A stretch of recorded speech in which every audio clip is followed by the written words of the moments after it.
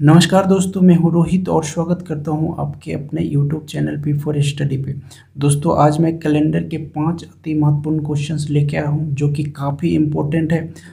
Calendar के questions हर एक reasoning exam में आपको दिखेंगे जो कि काफ़ी इजी होते हैं, लेकिन स्टूडेंट छोड़ के आ जाते हैं क्योंकि उन्हें बेसिक कॉन्सेप्ट पता नहीं होता है। तो चलिए चलते हैं, देखते हैं बिल्कुल बेसिक से और पहले क्वेश्चंस को स्टार्ट करते हैं। पहला क्वेश्चन है आज का, एक शताब्दी साल में कितने लीप वर्ष होंगे। दोस्तों, हमसे पूछा जा रहा है कि एक शताब्दी साल में कितने लीप वर्ष होंगे। तो सबसे पहले हम जानते हैं कि शताब्दी साल क्या होता है। तो देखिए दोस्तों, 100 साल को हम एक शताब्दी साल कहते हैं। 100 साल को, जहाँ भी शताब्दी साल लिखा हो वहाँ पे आपको क्या समझना है, यहाँ पे 100 साल का बात किया जा रहा है। उसके बाद दोस्तों यहाँ पे आ रहा है कि लीप वर्ष। तो सबसे पहले हम जानते हैं कि लीप वर्ष क्या होता है। दोस्तों, जो साल होता है, साल को हम जनरली 2 पार्ट में डिवाइड करते हैं। पहले को बोलते हैं नॉर्मल ईयर, और इसको हिंदी में बोलते हैं सामान्य वर्ष। सामान्य वर्ष। और दूसरा जो होता है, ये हो गया पहला। दूसरा जो होता है उसको बोलते हैं लीप ईयर, और हिंदी में इसको बोलते हैं अधिवर्ष। दोस्तों, मैं बेसिक से कोशिश कर रहा हूँ कि बताऊँ ताकि आपको बिल्कुल समझ में आए।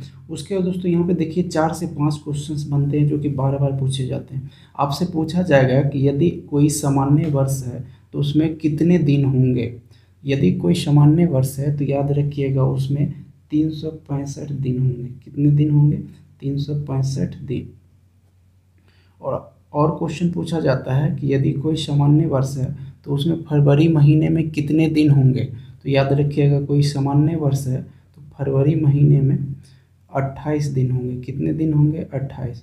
उसी तरह आपसे पूछ लिया जाए कि यदि लीप वर्ष है, हिंदी में इसको अधिवर्ष बोलते हैं, यदि लीप वर्ष है तो उसमें टोटल कितने दिन होंगे। तो याद रखिए, यदि कोई साल लीप वर्ष है तो उसमें 366 दिन होता है। कितना होता है? 366 दिन।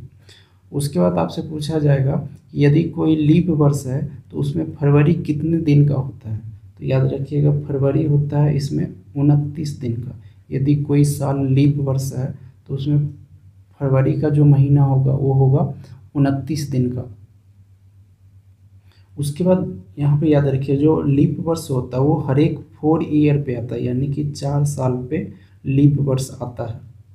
उसके बाद देखिए दोस्तों, हम कैसे जानेंगे कि ये साल लीप वर्ष है या नहीं है। इसके लिए मैं ट्रिक बता रहा हूँ। इस ट्रिक को अगर आप यूज कीजिएगा तो कोई भी क्वेश्चन आपसे नहीं छूटेगा। क्वेश्चन कैसा दिया रहेगा, चार को कोई भी साल दिया रहेगा और आपसे पूछा जाएगा कि निम्न में से कौन सा लीप वर्ष है।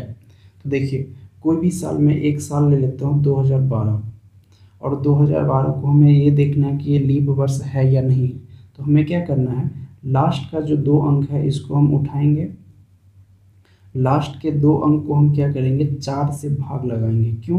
क्योंकि हर एक 4 साल बाद लीप ईयर आता है, इसलिए हम 4 से भाग लगाएंगे।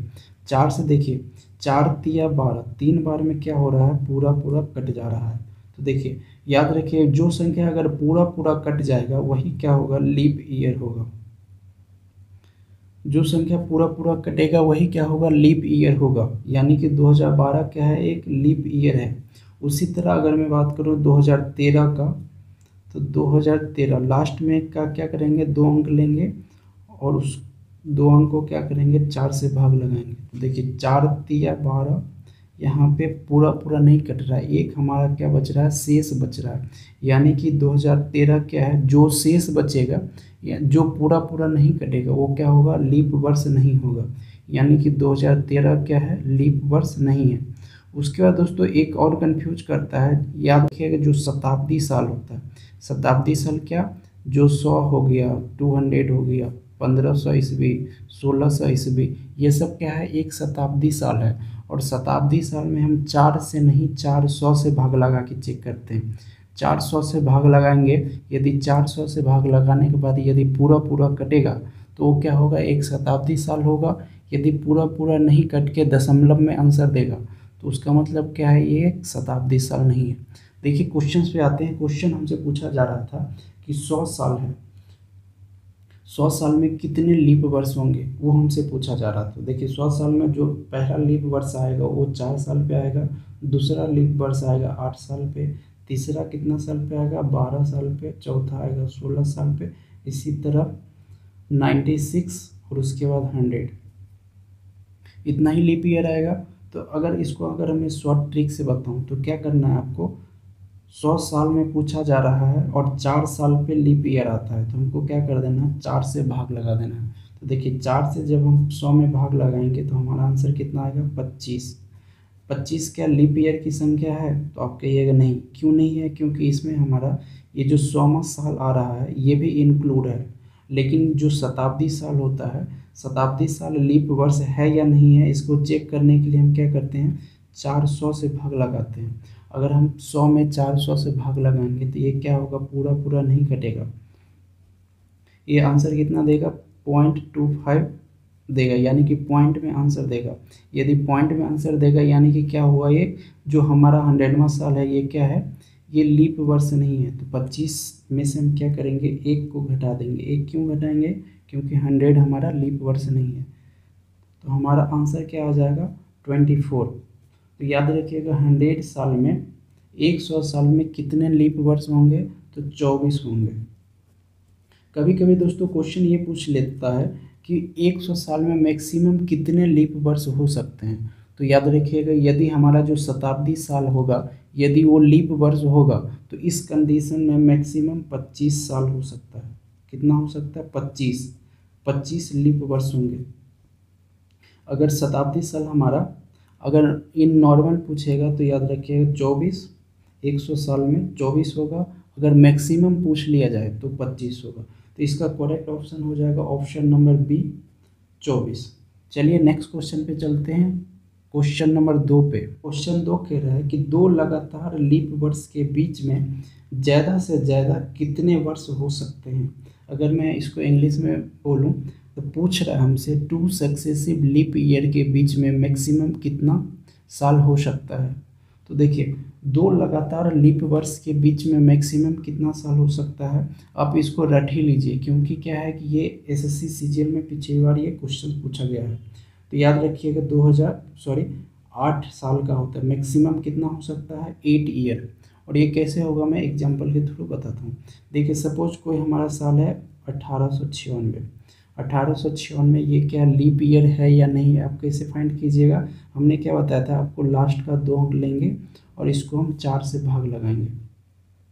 अगर आप 4 से भाग लगाइएगा तो ये क्या होगा, देखिए 4 दूना 8, 1 बच गया, 6 उतरेगा, 4 चौका 16, यानी कि 24 बार में ये क्या हो रहा है, पूरा पूरा कट रहा है। जब पूरा पूरा कट जाएगा तो क्या है, ये एक लीप ईयर है ये। उसके बाद हम फिर से क्या करेंगे, 4 साल बाद फिर से लीप ईयर आएगा, 4 जोड़ेंगे तो कितना हो जाएगा 1900। और ये 1900 क्या है दोस्तों, 1900 एक शताब्दी साल है। और शताब्दी साल लीप ईयर है या नहीं है इसे हम फाइंड करने के लिए क्या करते हैं, 400 से भाग लगाते हैं। तो देखिए 1900 को अगर हम 400 से भाग देंगे तो 2 जीरो से 2 जीरो कैंसिल हो जाएगा और 4 चौका कितना हो जाएगा 16, 3 हमारा क्या बच रहा है, शेष बच रहा है। इसका क्या मतलब हुआ, ये पूरा पूरा नहीं कटा, पूरा पूरा नहीं कटा यानी कि ये लीप वर्ष नहीं है। उसके बाद फिर से 4 साल जोड़ेंगे हम तो कितना हो जाएगा 1904। लास्ट का 2 अंक लेंगे और 4 से भाग लगाएंगे तो देखिए 0 स्टार्टिंग में रहता है तो उसका कोई मतलब नहीं है, 4 हो गया, नीचे 4, 4 एकम कितना हो जाएगा 4, ये पूरा पूरा कट गया। इसका मतलब क्या है, ये एक लीप ईयर है। तो यहाँ पे देखिए 1996 से डायरेक्ट आया 1896 से 1904, कितना साल का गैप हुआ, तो 8 ईयर का। यही हमसे पूछ रहा था कि मैक्सिमम कितना हो सकता है। तो याद रखिएगा 2 सक्सेसिव लीप ईयर के बीच में मैक्सिमम 8 ईयर का गैप हो सकता है मैक्सिमम। और इन जनरल पूछेगा तो 4 ईयर याद रखिएगा। चलिए आशा करते हैं दोस्तों ये क्वेश्चन भी आपको समझ आया होगा। चलिए नेक्स्ट क्वेश्चन पे चलते हैं दोस्तों। क्वेश्चन 3 है, 576 वर्ष में कितने लीप वर्ष होंगे। दोस्तों हमको फाइंड करना है कि 576 साल में कितने लीप वर्ष होंगे। तो देखिए 576 साल में हमें फाइंड करना है तो हम क्या करेंगे, 576 को 4 से भाग देंगे। 576 में हम 4 से क्या करेंगे, भाग देंगे। देखिए तो 4 एकम क्या हो जाएगा 4, एक शेष होगा, 7 उतरेगा, 4 चौका कितना हो जाएगा 16, फिर से एक उतरेगा और फिर से क्या होगा 6 लिखेगा, 4 चौका 16, यानी कि कितना आ गया हमारा 444। 576 साल में कितना लीप ईयर आ गया 444। लेकिन क्या ये सही है? तो आप कहिएगा नहीं। क्यों? क्योंकि इसमें 576 साल में कुछ ऐसे साल भी हैं जो कि लीप ईयर नहीं है, तो उसे हमें क्या करना है, हटाना है।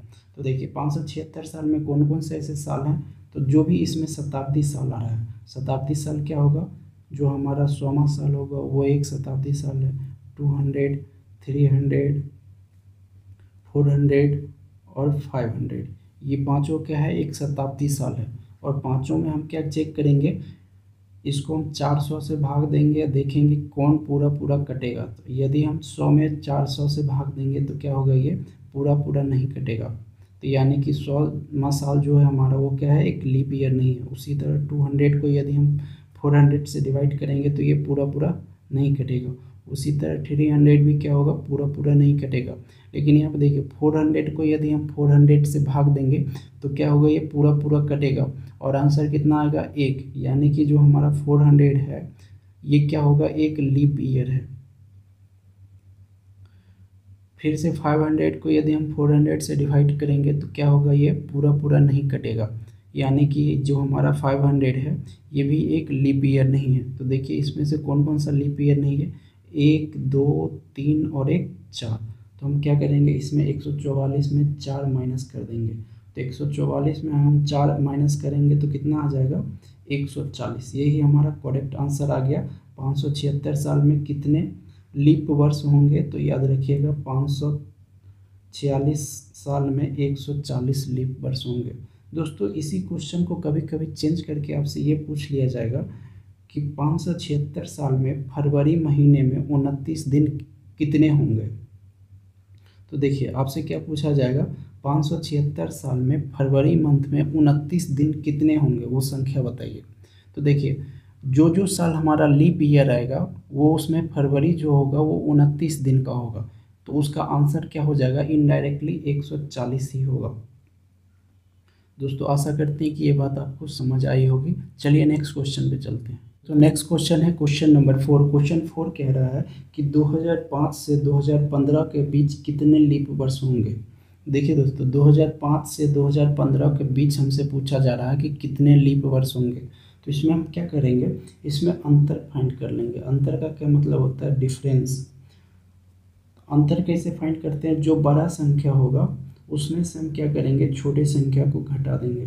तो 2015 में से क्या करेंगे, 2005 को घटा देंगे। तो देखिए 5 में से 5 जाएगा तो 0, 1 में से 0 जाएगा तो 1, और इधर क्या होगा, पूरा पूरा कट जाएगा। यानी कि हमारा कितना आया, 10 ईयर। दोनों का डिफरेंस घटाएंगे तो कितना आ जाएगा, 10 ईयर। जितना साल आएगा उसको हम क्या करेंगे, 4 से भाग देंगे, क्योंकि हर एक 4 साल पे लीप ईयर आता है। तो हम क्या करेंगे, देखिए 4 दूना कितना हो गया, 8। तो 4 दूना 8 हो गया, लेकिन 4 तिया लगाते तो कितना हो जाता, 12। लेकिन हमारा 10 साल ही है, तो 10 साल में ये जो हमारा भागफल कितना आया, 2। तो यही क्या होगा, लीप ईयर की संख्या होगा। तो 10 साल में कितने लीप ईयर होंगे, तो 10 साल में 2 लीप ईयर होंगे, क्योंकि हर एक 4 साल पे लीप ईयर आता है। तो इसका आंसर क्या हो जाएगा, आंसर नंबर बी हो जाएगा। दोस्तों यहाँ पे जैसे 2005 से 2015 लिया हूँ, आप कुछ भी ले सकते हैं। सपोज यहाँ पे 2017 से 2039 लिखा रहेगा और आपसे पूछा जाएगा कि कितने लीप वर्ष होंगे, तो आपको क्या करना है, सिंपल सा डिफरेंस फाइंड करना है, उसको 4 से भाग दे देगा। उसके बाद याद रखना कि जो पूरा पूरा कटेगा यानी कि उससे कम ही रखना है, और भागफल जो आएगा वही क्या होगा, उसका करेक्ट आंसर हो जाएगा।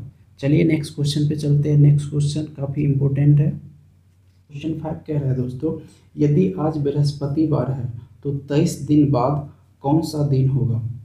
दोस्तों इस प्रकार के क्वेश्चंस काफ़ी पूछे जाते हैं। इसमें सिंपल सा क्वेश्चन होता है, थोड़ा सा दिमाग लगाना आपको। देखिए बोल रहा है कि आज बृहस्पतिवार है, तो आज बृहस्पतिवार है तो यहाँ पे हम लिख देंगे बृहस्पतिवार। उसके बाद क्या करना है, 23 दिन बाद हमसे पूछा जा रहा है, तो 23 को हम क्या करेंगे, 23 को 7 से भाग दे देंगे। अब इस प्रकार दे सकते हैं या 7 को 23 से इस प्रकार भी दे सकते हैं। देखिए 7 तिया कितना होता है 21, हमारा शेष कितना बच गया 2, हमारा शेष बच गया। जो हमारा शेष बचेगा ये क्या हमारा शेष है, शेष से हमको इसमें मतलब है। देखिए यहाँ पे 2 शेष बचा ना, तो हमको यहाँ पे क्या कर देना है 2 लाइन खींच देना है, 1 और 2। जैसे सपोज यहाँ पे 3 शेष बचता तो यहाँ पे हम 3 लाइन खींचते। यहाँ पे 2 शेष बचा तो 2 लाइन खींच दिए। उसके बाद क्या करना है, बृहस्पतिवार के बाद क्या आता है शुक्रवार, उसके बाद क्या आता है शनिवार। तो 23 दिन बाद कौन सा दिन होगा, तो वो दिन होगा शनिवार। यही इसका क्या हो जाएगा आंसर होगा।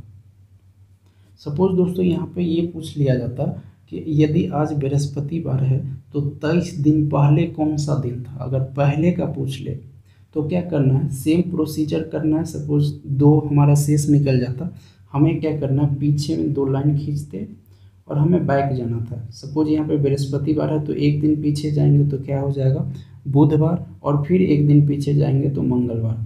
अगर हमसे ये पूछ लिया जाता कि 23 दिन पहले कौन सा दिन था, तो वो कौन सा दिन था मंगलवार का। दोस्तों यहाँ पे 23 दिन था, यहाँ पे कुछ भी होगा तो आपको क्या करना है सेम ही कॉन्सेप्ट लगाना है और आप इजीली आंसर फाइंड कर सकते हैं। दोस्तों आशा करते हैं कि ये वीडियो आपको अच्छा लगा होगा। वीडियो अच्छा लगा तो प्लीज़ हमारे वीडियो को लाइक कीजिए, चैनल को सब्सक्राइब करके बेल आइकन के निशान को दबा लीजिए ताकि हमारी वीडियो की अपडेट सबसे पहले आपको मिले। Thanks for watching, have a great day.